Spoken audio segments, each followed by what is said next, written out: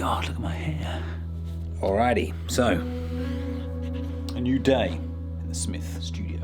Right, so this is a painting I've been working on over the last week. Almost finished, but I just wanted to show you how I do some of these wintry branches we have. You look at the reference photograph, you can see on the left-hand side, we still have that to add to my painting here. Pretty similar. I think there's probably a little bit more going on in the top here than there is in mine, which I may well adjust as I go on, but I just wanted to show you how I'm going to do these bits here. Now, this is part of a lesson, or it's going to be part of a lesson on MJS TV. There's a link in the description, or I think it's that side. Check on the, or click on the pop-up up there. I think this is lesson 45 or 50. There's loads and loads of lessons on there, all filmed in real time. There's no time lapse. From start to finish, from the very first bit of paint that goes on the panel to the last, it's all filmed, and I talk about everything, going into colour mixing and all things like that. So feel free to go and check it out. There's also a free lesson on there, so if you want to try it, you can without having to register or pay or anything like that. So have a look at that. But I'm going to show you how I do that now. Okay, so as we said, there's not a great deal more to do. There's a little bit of detailing to put up here, and there's also these branches that are coming over the snow here. We're going to do that now. We'll do this bit here now, but there's a few more that are coming in from a little bit higher up here. It's not going to actually take too long. We're going to get the majority of the darker branches in first, then we're going to lay the snow on top. To do that, we're going to start with the Series 1 size 0. Putting in this one in particular, it comes right down over this area here, actually to about that point there. So let's get that in. This larger branch that is coming in from the side has a certain warmth to it. So it's about here, I would say it's coming in, just roughly, and it drops down in this direction.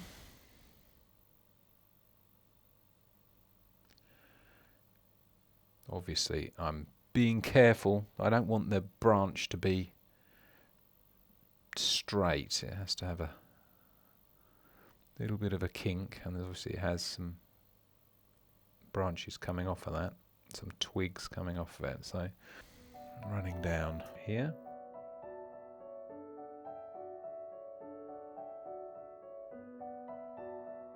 It's obviously going over the top of the branches I've already put in. I'm also paying attention to the thickness of this branch.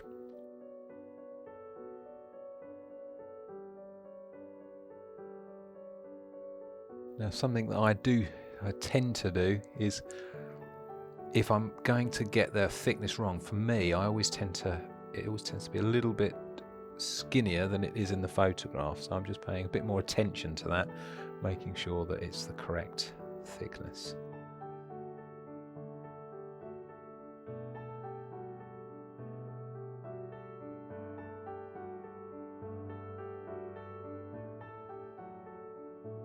Now the paint has been thinned down just enough so that I can get a flow.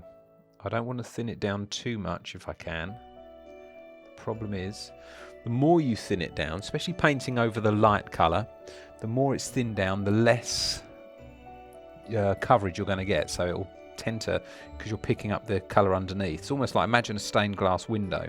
It's thin, you can see through it. You don't really want to see through it too much. You want it to be a nice, strong and good coverage.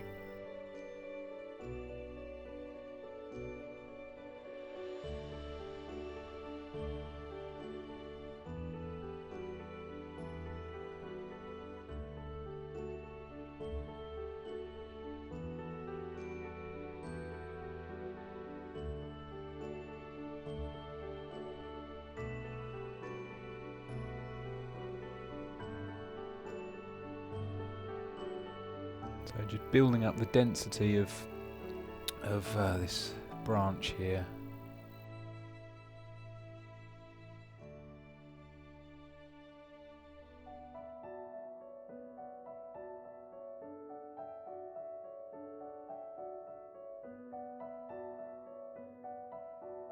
Okay, so continuing down. Now I know that we are now starting to paint over a darker background, and the majority of the colours, or the majority of the thing that is making this stand out, is the snow on top of the branches, but we still have that darker component to it that we're going to put in.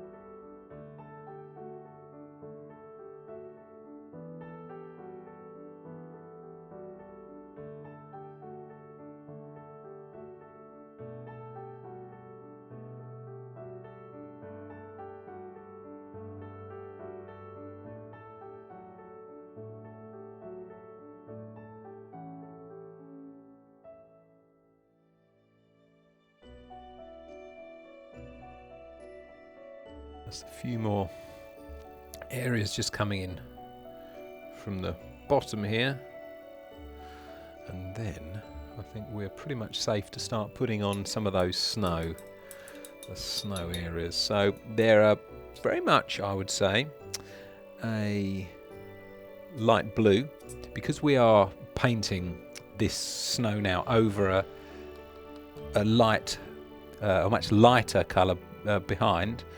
I think this could do with being slightly darker. Maybe that. It needs to stand out. Let's just have a look. Yeah, so that's probably around the colour we need. And all I'm going to do is run along pretty much the top of most of these twigs, adding, or almost with a stipple really, adding the snow. I'm not worried about going over the darker lines that we put in to a certain extent. In fact, that would probably help it. For example, here we have this dark line here, and I can drop in over the top of that a little as well, just doing a small stippled effect.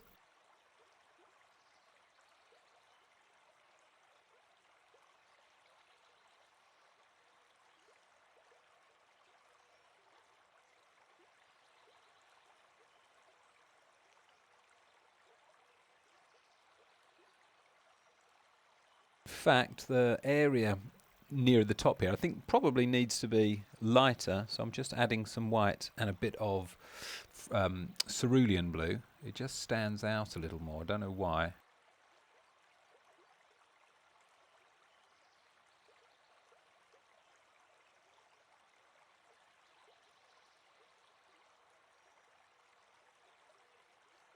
Almost doing broken lines, because one of the things we do have is some of the darker branches do run over the top of the areas of snow that we're putting in now, in some areas at least. So we might end up putting some more darker bits in as we go.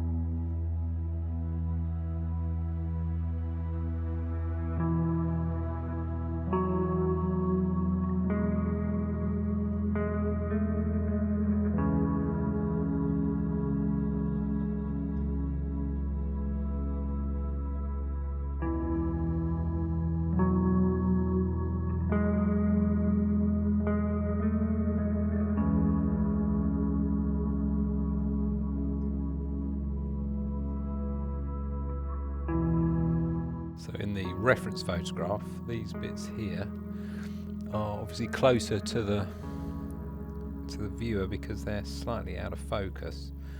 I'm not going to do the same. I think we're just going to keep them in focus like we have everything else, so not copying it so faithfully.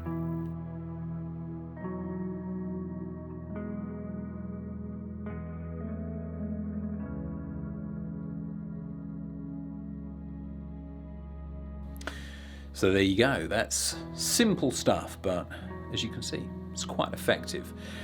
So give that a go in your own work. If you're painting a wintry scene, that's the technique you need. But one thing I will say is you need to have the right tools. Having the correct brushes is pretty important. My set is available from my website, link in the description. But yeah, hope you enjoyed that lesson. If you did, please give it a thumbs up, subscribe if you haven't already, and with a bit of luck, I'll see you in the next video. So take care, everybody, and if you can remind me before the next lesson to at least brush my hair or wet it and dampen it down, and be much appreciated. I blame you for not reminding me when I woke up this morning. Anyway, bye for now.